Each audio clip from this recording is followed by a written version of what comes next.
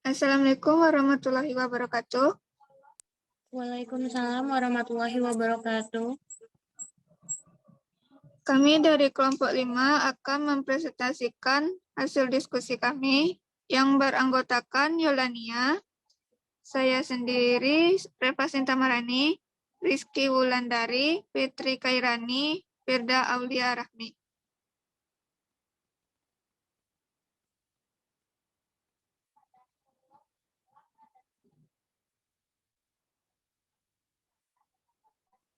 Baiklah, materi pertama akan disampaikan oleh Rizky. Kepada Rizky kami persilakan. Terima kasih kepada moderator. Saya akan membacakan pendahuluan latar belakang. Menurut Wijaya 2019 bahwa bakery adalah bagian dari pastry yang berdiri dari roti, kue, pastry, dan cookies.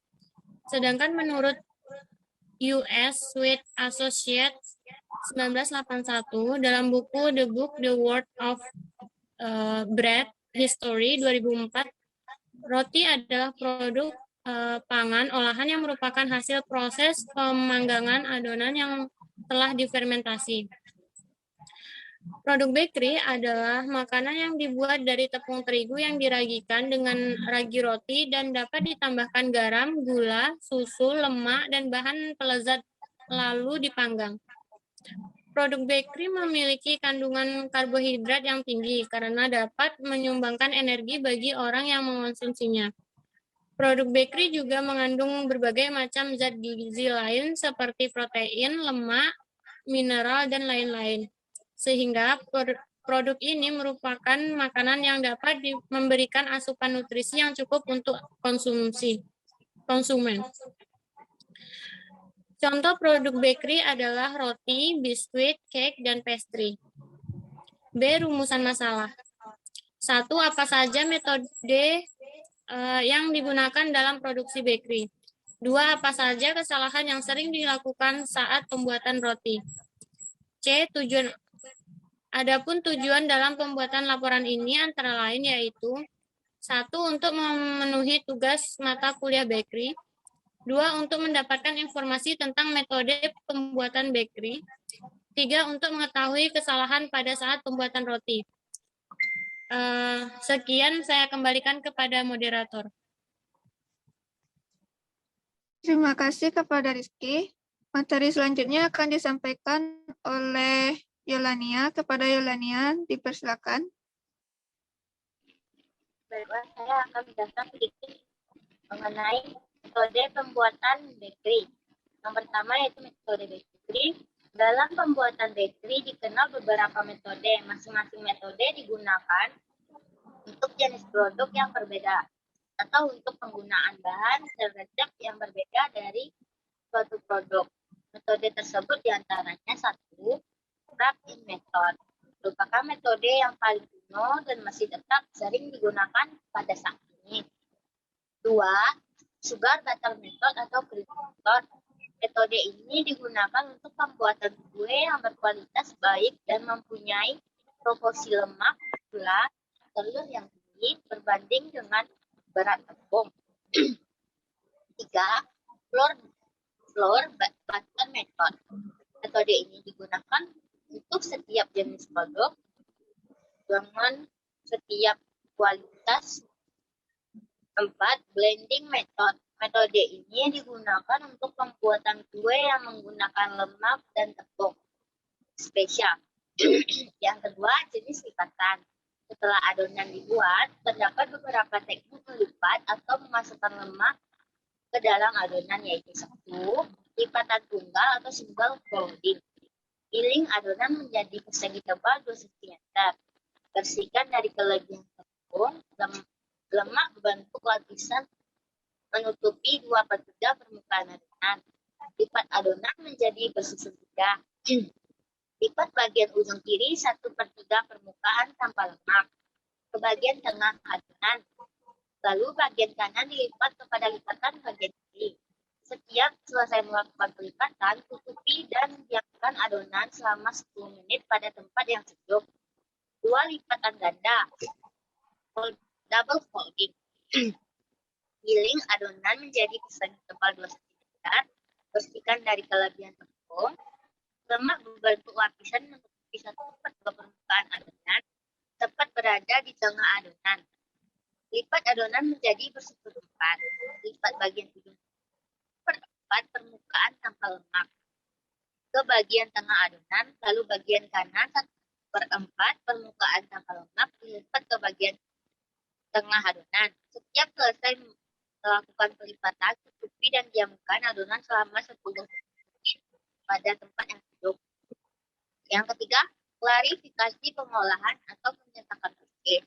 Pengolahan atau pencetakan tulis dapat diklasifikasikan menjadi 6 jenis, yaitu 1. Molded cookies, yaitu adonan yang dibentuk dengan alat atau dengan tangan. Yang kedua, blended cookies, yaitu adonan yang dimasukkan ke dalam cetakan sempit dan baru setelah itu disemprotkan di atas loyang. Yang ketiga, bar cookies, yaitu adonan yang dimasukkan ke dalam loyang bakaran yang sudah dialas kertas roti dengan ketebalan 1,5 cm, dimasukkan setengah matang lalu dipotong bulat, tangkar, kemudian dibakar kembali sampai matang. Yang keempat, drop cookies, yaitu adonan yang dicetak dengan menggunakan sendok teh, kemudian di-drop di atas loyang bakaran. Yang kelima, roller cookies, itu adonan diletakkan di atas papan atau meja kerja, kemudian digiling dengan menggunakan pin. Lalu adonan dicetak sesuai dengan selera. 6. Icebox atau refrigerator, yaitu adonan cookies dibungkus dan disimpan dalam refrigerator. Setelah agak mengeras, adonan diambil sedikit-sedikit. Juga bisa untuk dicetak atau dipotong atau dibentuk sesuai dengan selera. Sekian penjelasan dari saya kembalikan kepada moderator. Terima kasih kepada Yelenia. Materi selanjutnya akan disampaikan oleh Firda. Kepada Firda kami persilakan. Baiklah, terima kasih kepada moderator. Selanjutnya yang D, metode pembuatan roti. Yang pertama, sponge dan dough atau metode tidak langsung. Metode tidak langsung merupakan teknik pembuatan roti melalui 2 tahap, yaitu pembuatan sponge atau biang dan pembuatan dough atau adonan. Dalam pembuatannya, bahan dibagi menjadi 2, kemudian dicampur menjadi 1. Ciri-ciri metode ini adalah pengadukan 2 kali, yaitu pengadukan pertama untuk membuat sponge atau biang, bahannya yaitu tepung terigu, yeast dan bread improver, lalu air dicampur sampai kalis hingga mengambang. Dan pengadukan kedua untuk membuat dough atau adonan, bahannya yaitu tepung terigu, lemak, gula pasir, air, dan susu bubuk. Adonan sponge dan dough dicampur hingga rata lalu difermentasikan.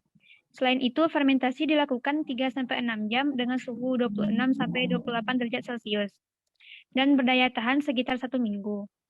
Keuntungan sistem sponge and dough adalah A. Mempunyai toleransi yang lebih baik terhadap waktu fermentasi, B. Volume roti lebih besar, C. Shelf life atau umur roti lebih panjang, dan D. Fermentasi aroma bertambah. Selanjutnya, kerugian sistem sponge and dough. A. Toleransi terhadap waktu aduk kurang baik, B. Lebih banyak membutuhkan peralatan, C. Lebih banyak kehilangan berat karena fermentasi, dan D. Waktu pengadukan lebih lama. Metode yang kedua yaitu strike dough atau metode langsung. Strike dough yaitu roti yang menggunakan bahan tepung terigu, ragi instan, air, gula, garam, dan bahan lainnya dicampur menjadi satu, kemudian diaduk sampai menjadi adonan yang kalis. Waktu fermentasinya 1,5 sampai 3 jam dan daya tahan roti sekitar 5 hari. Keuntungan dari sistem strike dough adalah A. Toleransi terhadap waktu aduk baik, B. Pemakaian alat sedikit, C. Lebih sedikit kehilangan berat karena fermentasi singkat, dan D. Waktu fermentasi lebih cepat. Sementara kerugian dari sistem strike dough adalah A. Berkurangnya toleransi terhadap waktu fermentasi, dan B. Kesalahan dalam pengadukan atau tidak dapat diperbaiki. Metode yang ketiga yaitu no time dough atau metode cepat. No time dough yaitu sistem adonan roti yang menggunakan waktu fermentasi yang relatif pendek, bahkan sama sekali tidak dilakukan fermentasi. Ciri dari metode ini, semua bahan dicampur dan diaduk sampai menjadi adonan yang halus, dan peragian hanya 0-45 menit. Keuntungan dari sistem no time dock adalah A. Waktu produksi singkat, B. Tidak perlu ruang fermentasi, dan C. Hasil produksi cukup banyak karena tidak banyak hilang. Sementara kerugian dari sistem no time dock adalah A. Aroma roti kurang tajam karena fermentasinya hanya sebentar, dan B. Shelf life atau umur roti lebih pendek. Selanjutnya yang E, teknik pembuatan roti. Sebelum membuat roti, maka langkah pertama yang harus dilakukan adalah menyiapkan bahan-bahan yang diperlukan atau preparation. Setelah bahan tersedia, mulailah dengan penimbangan atau scaling, hindarkan pemakaian sendok, satuan butir, serta takaran cangkir. Bahan-bahan yang sensitif seperti garam, yes, atau zat aditif harus ditimbang dengan tepat. Bertitik tolak dari semua ini, barulah pembuatan roti dimulai. Yang pertama yaitu pembuatan adonan atau dough making. Semua bahan yang diperlukan diaduk atau dicampurkan menjadi satu sampai adonan menjadi rata, kenyal, elastis, dan tidak lengket, sesuai dengan konsistensi yang diperlukan oleh jenis roti yang akan dibuat atau tingkat kekalisan.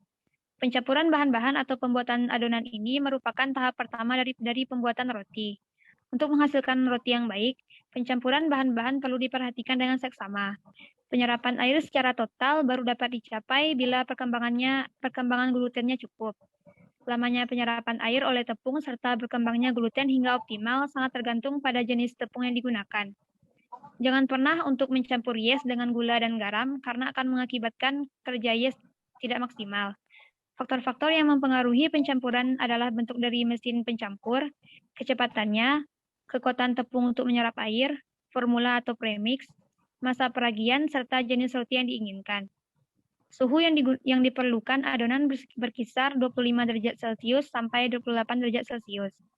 Serta 20 derajat Celcius sampai 25 derajat Celcius untuk sponge bisa disimpan dalam chiller. Jika adonan diaduk melebihi batas waktu yang diperlukan, akan menghasilkan roti dengan volume yang sangat mempunyai remah di bagian dalam atau rani. Pengadukan yang berlebihan akan menyebabkan panasnya adonan dan merusak susunan gluten serta mempercepat masa peragian sehingga akan mengakibatkan adonan akan mengulit dan menggerak sebelum dibakar, dan biasanya akan menyebabkan pecahan-pecahan pada sisa-sisa roti. Yang kedua yaitu peragian atau bulk fermentation. Tahap peragian sangat penting karena rasa, volume, dan mutu simpan roti dipengaruhi oleh terlalu banyak dan kurangnya masa peragian. Adonan yang diragikan dengan tepat akan menghasilkan roti dengan rasa yang lebih baik daripada roti yang kurang tetapi memakai banyak gula dan shortening.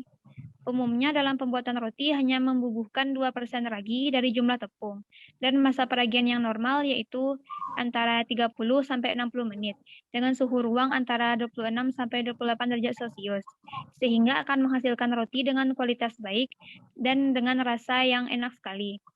Selama peragian, enzim-enzim ragi bereaksi dengan pati dan gula untuk membentuk gas karbon dioksida dan alkohol, yang membuat adonan menjadi ringan dan besar, atau mengembang. Selain mengembangkan adonan, alkohol juga berfungsi memberi aroma pada roti. Keasaman dari adonan memberi rasa dan memperlunak gluten. Faktor-faktor yang mempengaruhi peragian. A. Jumlah yes dalam adonan. B. Temperatur adonan. C. pH atau keasaman. D. Penggunaan garam yang kurang dari 1%, dan E. Penggunaan gula pasir yang kurang dari 8%. Peragian yang berlebihan dan berkekurangan. A. Bila adonan diragikan pada ruangan yang bersuhu tinggi, maka adonan akan cenderung berasap, dan warna remahnya keabu-abuan. Roti yang terbuat dari adonan yang terlalu lama peragiannya akan cepat menjadi apek atau tengik, dan remahnya mengumpal. B. Adonan yang diragikan terlalu lama akan menjadi lembek dan lengket, sehingga akan menghasilkan roti yang kurang menarik, karena harus menggunakan banyak tepung pemupur sewaktu pembentukan dan penimbangan adonan. Yang C. Volume akhir akan berkurang. Di samping itu, proses pembakarannya akan sukar karena warna kulit sukar terbentuk. Yang D. Adonan yang kurang lama diragikan akan menghasilkan roti yang tidak begitu baik remahnya, akan berwarna gelap dan pucat. Roti yang dibuat dari adonan ini sangat mudah meremah, mengembang lebar, dan menipis. Hal ini dapat diketahui pada masa pengembangan sebelum pembentukan akhir. Selanjutnya nomor 3 yaitu pemerataan suhu adonan atau knocking back. Selama peragian adonan mencapai ketinggian maksimal dan kemudian akan kembali menurun. Setelah adonan menurun, adonan perlu dipukul atau ditusuk atau dilipat-lipat beberapa kali untuk menyamaratakan suhu adonan, untuk menghilangkan atau mengeluarkan karbon dioksida dan menarik udara segar ke dalam adonan. Yang keempat yaitu potong dan timbang atau dividing. Membagi-bagi adonan sesuai dengan berat yang dikehendaki. Satu hal yang harus diperhatikan dalam memotong serta menimbang ini adalah harus dikerjakan dalam waktu yang secepat mungkin agar hasil yang dicapai nanti volumenya sama atau seragam. Mengingat peragian terus berjalan dalam seluruh proses. Yang kelima yaitu pembentukan atau molding. Untuk membentuk lapisan film di permukaan adonan sehingga dapat menahan gas yang dihasilkan dari peragian dan memberi bentuk supaya mudah dikerjakan. Yang keenam yaitu istirahat atau intermediate proof. Membiarkan adonan istirahat untuk memudahkan pengontrolan atau sheeting. Waktu intermediate proof berkisar antara 5-10 menit tergantung dari besar kecilnya adonan dan suhu ruangan dan adonan itu sendiri. Yang ketujuh yaitu tipiskan, pulung dan simpan dalam loyang atau sheeting, molding, dan panning. Pukulkan adonan tersebut atau tipiskan agar gas di dalamnya dapat keluar. Tipiskan sesuai dengan ketebalan yang dikehendaki, lalu bentuk atau pulung sesuai dengan bentuk dari produk yang akan dihasilkan. Yang kedelapan yaitu pengembangan terakhir atau final proof. Jika adonan dikembangkan tanpa tutup cetakan, maka tutuplah adonan tersebut dengan plastik atau lap dengan tujuan agar adonan tidak mengulit. Untuk menggunakan mesin proofer tidak perlu ditutupi dengan kain atau plastik karena suhu dan kelembapan sudah diatur dengan baik. Yang kesembilan yaitu proses pembakaran atau baking. Temperatur yang digunakan untuk membakar roti sangat tergantung dari besar kecilnya dan jenis adonan yang akan dibakar. Selain itu, kandungan gula pun dapat mempengaruhi temperatur dari panas yang diperlukan. Yang ke-10 yaitu dikeluarkan dari cetakan atau di-panning. Supaya roti tidak berkeringat, maka roti harus dikeluarkan dari cetakannya segera setelah roti tersebut keluar dari oven lalu didinginkan. Yang ke-11 yaitu pendinginan atau cooling. Roti sebaiknya didinginkan di atas rak atau cooling wire, biasanya disimpan di ruangan terbuka selama lebih kurang 45-75 menit. Atau sampai roti tersebut benar-benar dingin sampai mempermudah pemotongan. Yang ke-12 yaitu pembungkusan atau wrapping, disesuaikan berdasarkan kebutuhan dengan tidak mengesampingkan keindahan dan kekuatan. Roti dibungkus supaya tidak cepat kering dan berjamur. Sekian dari saya kembalikan kepada moderator. Baiklah, terima kasih kepada Firda. Selanjutnya materi terakhir yang akan disampaikan oleh Rani. Kepada Rani dipersilakan. Baik, terima kasih kepada moderator. Baiklah, saya akan membacakan kesimpulan. Dalam pembuatan bakery dikenal beberapa metode. Masing-masing metode dipergunakan untuk jenis produk yang berbeda atau untuk penggunaan bahan dan resep yang berbeda dari suatu produk. Metode tersebut diantara lainnya wrap-in method, sugar butter atau creaming method, for butter method, and blending method. Teknik pembuatan bakery berbeda-beda menurut jenis produk, yaitu puff pastry, short pastry atau pie, hot pastry, sugar dough atau cookies, dan cake. Metode pembuatan roti terdiri dari spun and dough, crack dough, and no time dough. Sekian dari saya kembalikan pada moderator. Baiklah, terima kasih kepada Rani. Selanjutnya yaitu hanya itu materi yang dapat kami sampaikan. Kalau ada salah dan janggal, kami mohon maaf. Assalamualaikum warahmatullahi wabarakatuh. Waalaikumsalam warahmatullahi wabarakatuh.